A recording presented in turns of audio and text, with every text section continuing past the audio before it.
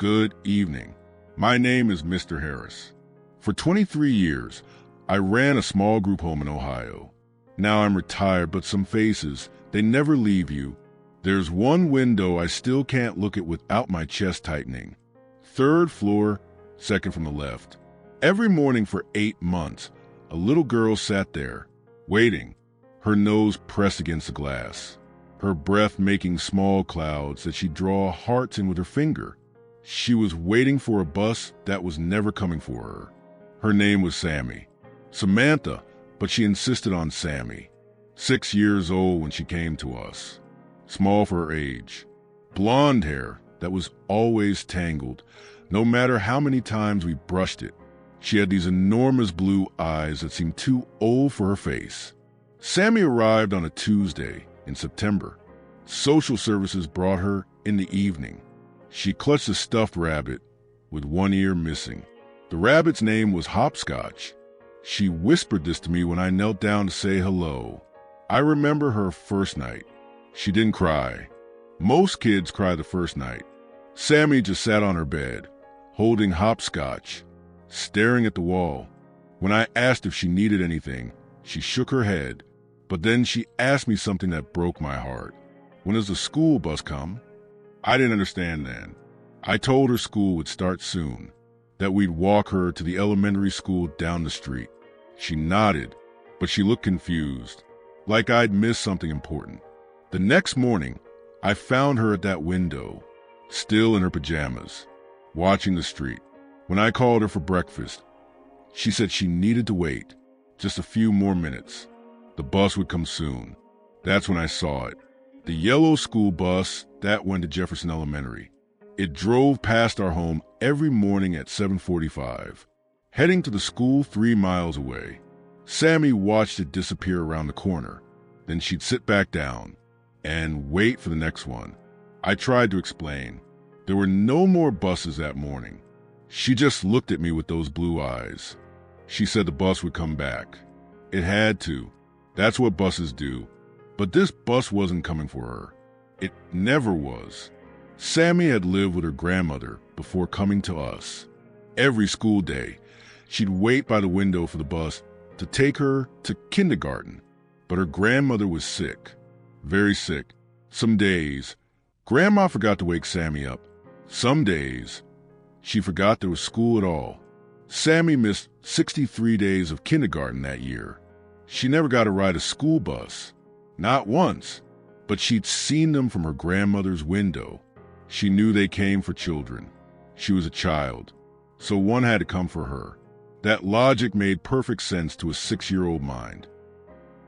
The first week, I thought it was just adjustment. New place, new routine. She'd get used to walking to school like the other kids. But Sammy had her own schedule. Every morning at 7:30, she'd be at that window, dressed and ready, backpack on, hopscotch tucked under her arm. The bus would pass at 7:45. Sammy would wave. Sometimes she'd press both hands against the glass. The bus driver never saw her. Why would he? We weren't a stop. After the bus disappeared, Sammy would sit back down. She'd wait until 8:15, just in case there was another one. There never was. Then Mrs. Chun, our morning supervisor, would walk her to Washington Elementary. Sammy went quietly, but she always looked back at our house, like she was memorizing it, so the bus would know where to find her. I tried talking to her about it. Gently, I explained that buses have routes, scheduled stops. Our house wasn't on any route. Sammy listened politely. She nodded, but the next morning, she was back at the window. The other kids noticed. Marcus, who was 8, asked why Sammy was so weird. I told him she wasn't weird. She was hoping. Marcus didn't understand the difference. Neither did I back then. October came. The mornings got colder. I started finding Sammy at the window in her pajamas, shivering. I'd bring her a blanket. She'd wrap it around Hopscotch too. So, he doesn't get cold waiting, she'd say. That's when I noticed she was coughing. Just a little. Dry coughs that made her small shoulders shake. When I suggested she stay inside where it was warm, She shook her head. The bus might not see her if she wasn't by the window. Her teacher, Miss Rodriguez, called me in November. Sammy was having trouble concentrating. She'd asked to use the bathroom multiple times during morning lessons. Miss Rodriguez followed her once. Sammy wasn't going to the bathroom. She was going to the window, in the hallway, checking for buses. I remember the day everything changed. November 15th, Tuesday. The bus was late that morning. Engine trouble, we found out later. Sammy waited at her window until 8:10. When the yellow bus finally appeared, she pressed her face against the glass so hard it left a mark. The bus slowed down, just for a moment. Maybe the driver saw something in his peripheral vision, a small figure at a window. He looked up at our house, made eye contact with Sammy. She waved frantically, both hands, jumping up and down. The driver waved back, just once, a small wave, then he drove on. Sammy was quiet the rest of that day. At dinner, she barely ate. When I tucked her in, she asked me a question that still haunts me. Why didn't he stop? What do you tell a 6-year-old? That the world doesn't work the way it should? That sometimes people see you but can't help you? I told her maybe tomorrow. Maybe tomorrow would be different. But I knew it wouldn't be. The bus would never stop for Sammy. And deep down, I think she was starting to know it too. December brought snow, and with it, Sammy's cough got worse. She'd wake up at night, coughing until her face turned red. Dr. Martinez said it was just a cold. Kids get colds in winter. Give her some medicine. Keep her warm. But Sammy wouldn't stay warm. Every morning, she was still at that window. Now she had to wipe away frost to see outside. Her breath came out in puffs. She'd trace letters on the foggy glass. SMY, so the bus driver would know her name. I started sitting with her some mornings, bringing hot chocolate. We'd watch for the bus together. I thought maybe my company would help. It didn't. Nothing helped. Sammy was fading, and I didn't know how to stop it. The cough turned wet, thick and rattling. She coughed so hard that tears would stream down her face. But she never complained, just asked for more tissues, and asked when the bus would come. 3 days before Christmas, Sammy collapsed at the window, just fell forward against the glass. Mrs. Chin found her there, burning with fever. We rushed her to St. Mary's Hospital. Pneumonia, they said, severe pneumonia. In the hospital, there were no windows facing the street. Sammy couldn't see outside. She asked me every day about the bus. Was it still running? Was it looking for her? I lied. I told her yes. I told her it was waiting for her to get better. Dr. Patel was honest with me. Sammy's immune system was weak. Stress, poor nutrition before she came to us, the emotional trauma. Her body was tired, too tired to fight. On December 27th, I brought hopscotch to the hospital. Sammy held the rabbit close. She was so small in that big hospital bed. The machines beeped around her. She could barely whisper. Mr. Harris, she said, will you tell the bus driver I'm sorry? I'm sorry I couldn't wait anymore.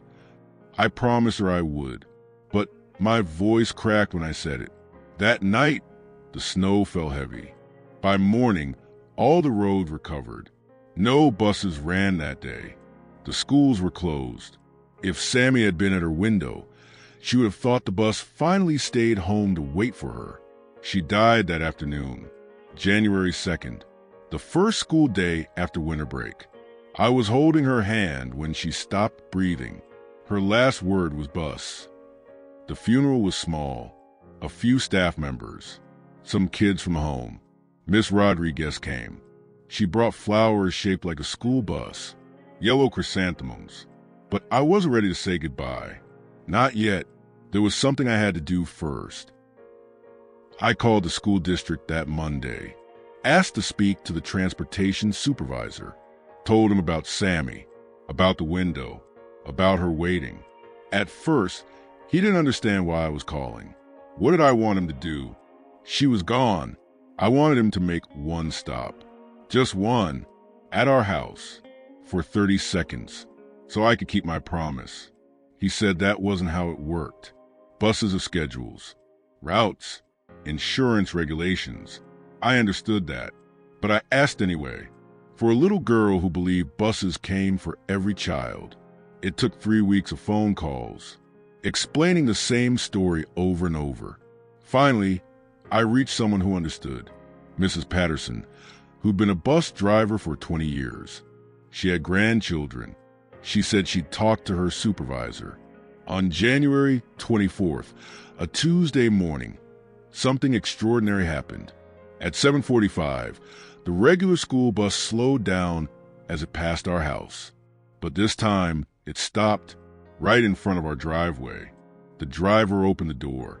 He looked up at Sammy's window, the same window where she'd waited for 8 months. I was standing there, holding hopscotch. I'd been waiting since 7:30. The driver nodded at me, a small nod, like he understood.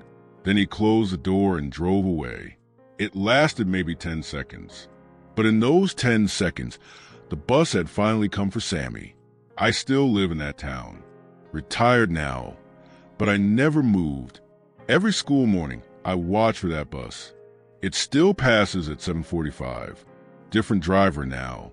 But sometimes when it's foggy, I can almost see a small handprint on the window. Almost see those letters she used to trace. SMY. The other children at the home forgot about Sammy after a while. That's how it is with kids. They move forward.